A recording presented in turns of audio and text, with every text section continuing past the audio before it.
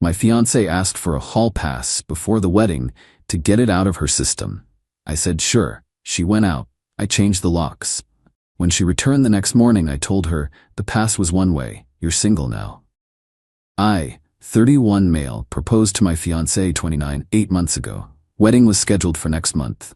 Venue booked, invitations sent, deposits paid. We've been together 4 years, living together for 2. Last Friday night we're having dinner at home. Pasta, wine, normal Friday. Then she drops it. I need to talk to you about something. That tone. Never good. What's up? I've been thinking about the wedding, about marriage, about forever. My stomach dropped, having second thoughts. No, I want to marry you. I love you. It's just, I've only been with 3 people, including you. Okay? And you've been with, what, 8, 9, 7? But I don't see what that has to do with anything. She took a breath. I think I need a hall pass before the wedding to get it out of my system. I just stared.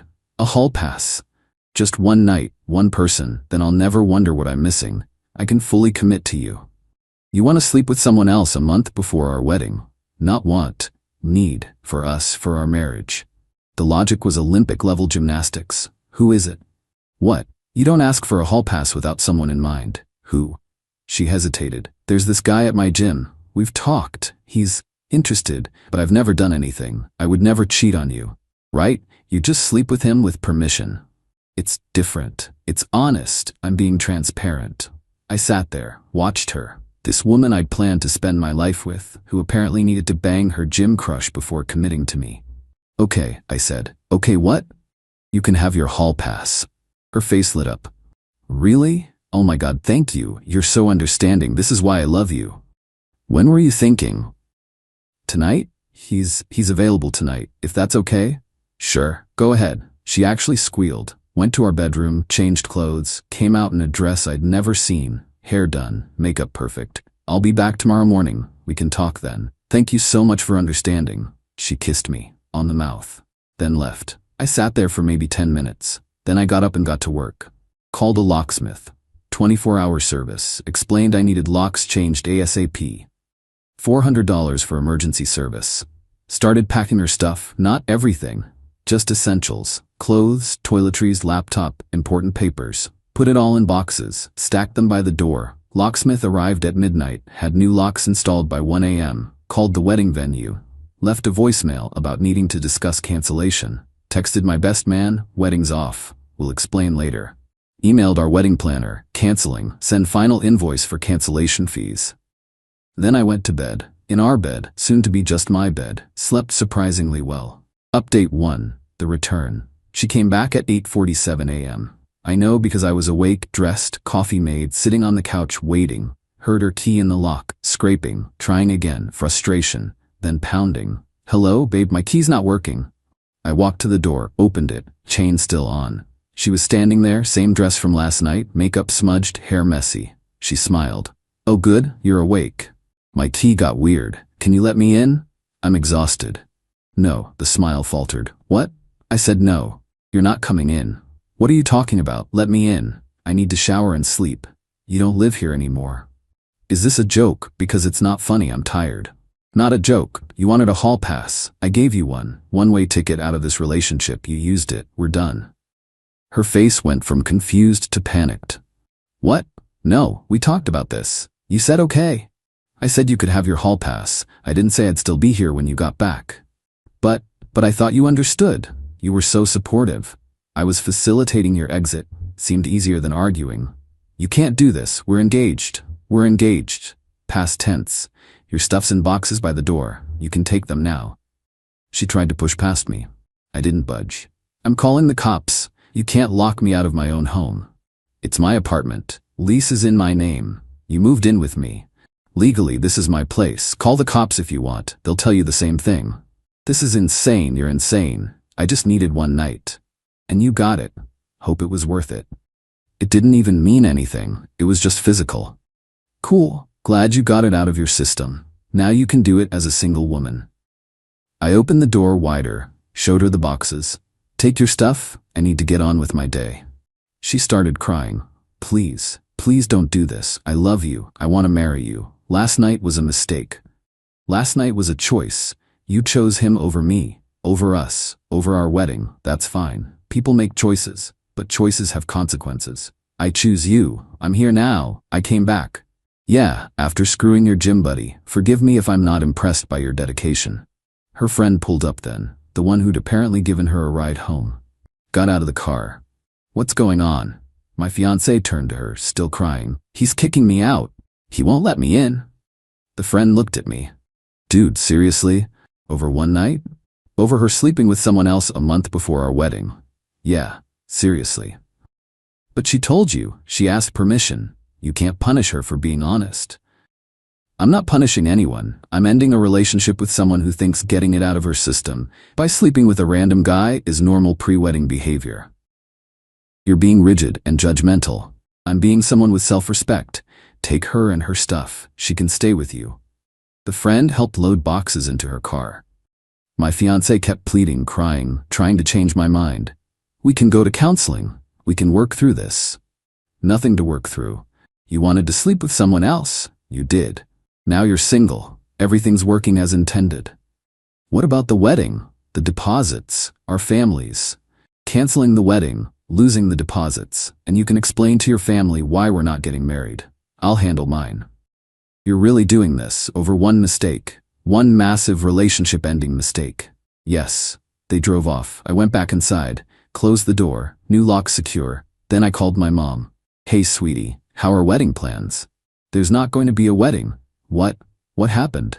I explained. All of it. The hall pass request. My response? The cancellation. Long silence. Then, good, you did the right thing. If she thought that was acceptable before marriage, imagine what she'd think was acceptable during it. Lost a lot of deposits. Better to lose deposits than years of your life with someone who doesn't respect you.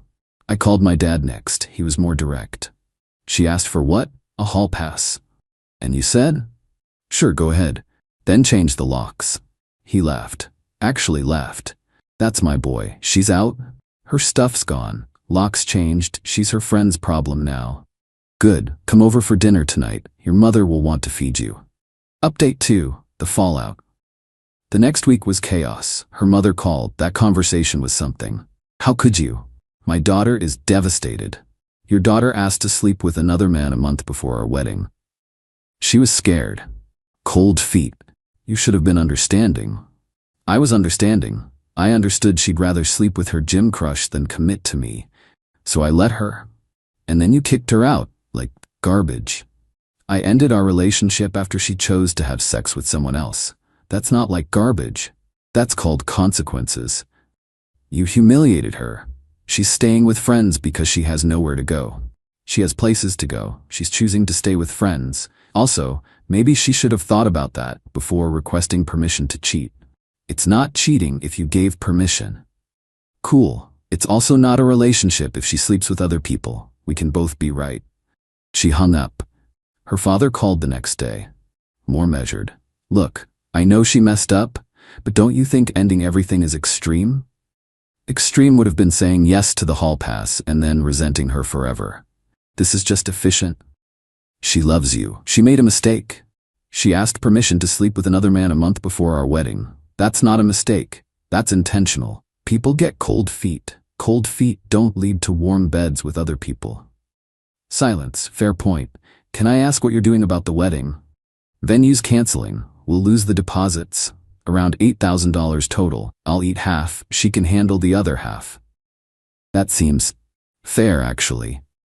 Trying to be. This isn't about punishment. It's about not marrying someone who doesn't want to be married. Her friends started texting. The group chat she'd added me to months ago lit up. Can't believe you dumped her over one night. She was honest with you. Most people would just cheat. You're making a mistake. She's amazing. I left the group chat, blocked most of them. One of them, though, reached out separately. Hey, I think you should know something. The hall pass thing? It wasn't spontaneous. She's been talking about this guy for months. We all told her not to do it, that you'd never go for it. She thought you'd say no, then she could either sneak around or blame you for being controlling. So asking was a test? Sort of. She didn't expect you to say yes. Definitely didn't expect you to end things. She gambled and lost. Yeah. Look, I don't agree with what she did. I think you deserve better. Just wanted you to know it was more calculated than she's letting on. That hurt.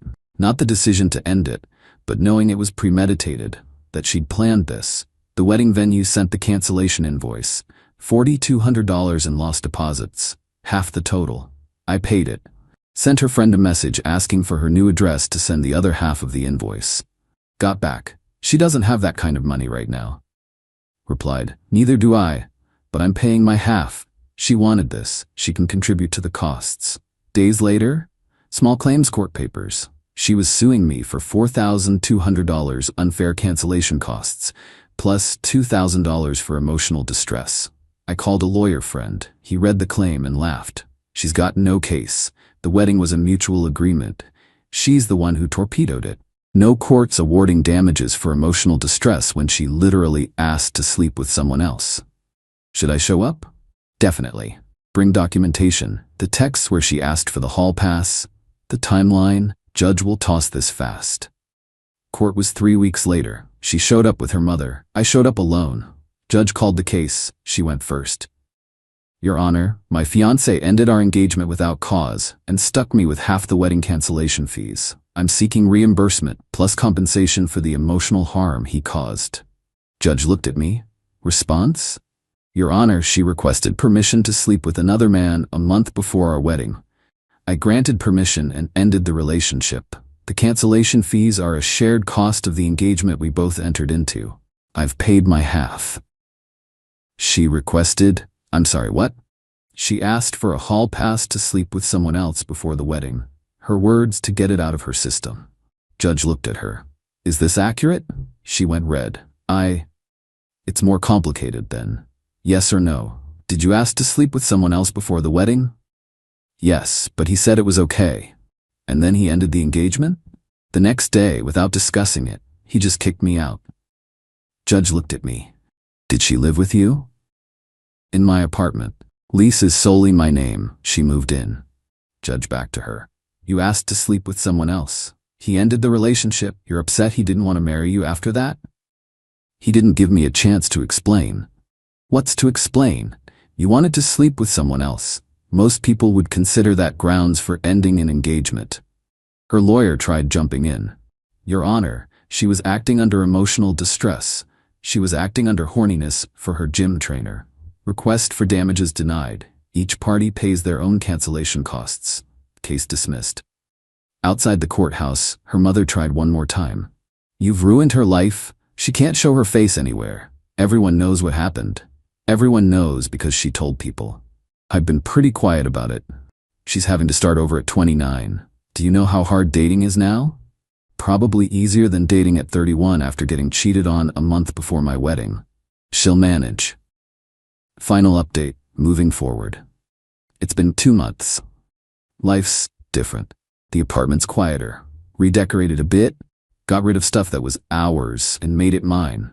New couch, new coffee table. Feels good. Work's been busy. Threw myself into a project. Got promoted actually. More money, better title. Boss said the focus and dedication showed leadership qualities. Didn't tell him it was just distraction. Family's been great. Dad took me to a game. Mom kept feeding me. Brother invited me on a guy's trip. They're being careful not to pity me. Just being present. Appreciate that. Friends mostly stayed friends. Lost a few who were really her friends that I'd absorbed. That's fine. The ones who matter stuck around. Started therapy. Not because I'm broken, but because processing a relationship ending like this isn't something you do alone. Therapist asked if I regret how I handled it. No. She made a choice. I made a choice. She doesn't get to make choices without consequences. Do you miss her? I miss who I thought she was. I don't miss who she actually is. That felt true. She texted 2 weeks ago from a new number. I'm sorry, really sorry. I was scared of commitment and self-sabotaged. I'm in therapy now. I know I ruined everything. Just wanted you to know I understand why you did what you did. I didn't respond. What's the point? She's sorry now that she's facing the consequences. Not sorry enough to not ask for the hall pass in the first place. Her friend, the one who told me about the premeditation, reached out last week. Thought you should know she's dating the gym guy now. That was fast. Yeah. Don't think it'll last. He's already talking about seeing other people. Karma's funny that way. I don't wish her harm, just don't want her in my life. Fair. You doing okay? Better than I would be if I'd married her. That's the truth. Imagine marrying someone who thought a hall pass was reasonable. Imagine that being my wife. Mother of potential kids. Partner for life. Dodged a missile, not a bullet. The wedding would have been last weekend. Instead, I went to a concert with friends. Had drinks, laughed, didn't think about her until my brother brought it up. This was supposed to be your wedding day. Yep, how you feeling? Grateful. Relieved. Little sad about what I thought I had, but mostly grateful I found out before legally binding myself to someone who doesn't respect me. Dad's proud of you, said you handled it like a man. I handled it like someone who knows their worth. That's the thing people don't get. This wasn't revenge, wasn't spite, was self-preservation. She wanted to sleep with someone else more than she wanted to marry me. Fine, that's information. I accepted that information and acted accordingly. Could I have fought for her? Sure. Could have begged, pleaded, gone to counseling, worked through her cold feet. But why? Why fight for someone who's already shown you they'll prioritize momentary pleasure over your relationship? She gambled. Thought I'd either say no so she could paint me as controlling, or say yes and just deal with it so she could have her cake and eat it too. Didn't expect option 3. Agree and walk away. Her mistake was thinking I needed her more than I needed my self-respect. The deposits hurt. $4,200 gone. That stung. But staying with someone who asked for a hall pass, that would have cost way more. Insanity, indignity, in years of my life. So yeah, I'm out some money. Out of fiancé, out of wedding.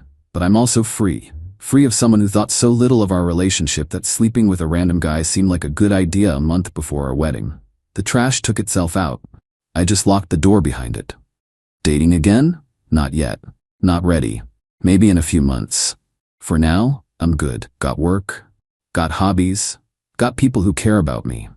Got an apartment that's mine. Got a life that's mine. And I gotta keep something important, my self-respect.